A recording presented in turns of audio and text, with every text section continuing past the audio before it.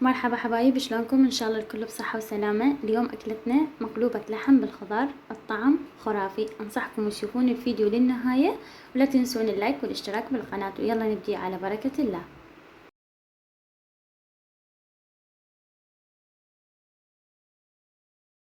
في قدر نخلي كمية زينة من الزيت، وراح اقلي اللحم اشوحه الى ان ياخذ لون حلو واتخلص من زفرة اللحم. راح نضيف عليه الهيل والورق الغار والبصل، وبعد ما ينحمز زين نضيف عليه الماء الساخن ونتركه الى ان يستوي تماما.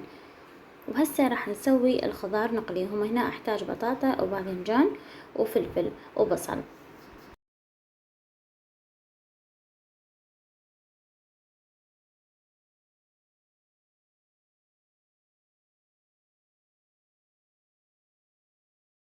هنا أنا عندي بصل حلقات مع الفلفل، احمسه زين ونضيف عليهم رشة بسيطة من الكركم.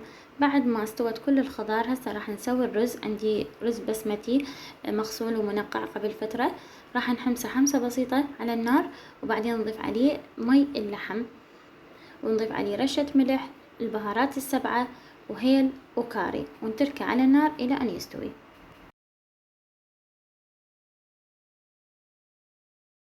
وهنا الرز استوى تماما.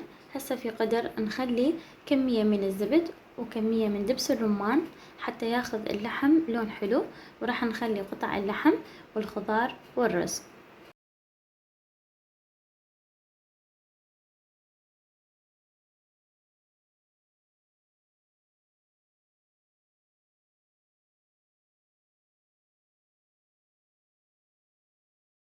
اتركهم على نار هادئة تقريبا لمدة ربع ساعة.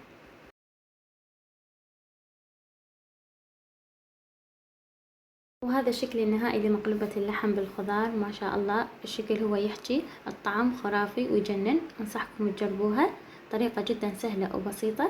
حبايبي وصلنا لنهاية الفيديو، لا تنسون دعم قناتي باللايك والاشتراك ومشاهدة الفيديو. انتظروني في الفيديو القادم، مع السلامة.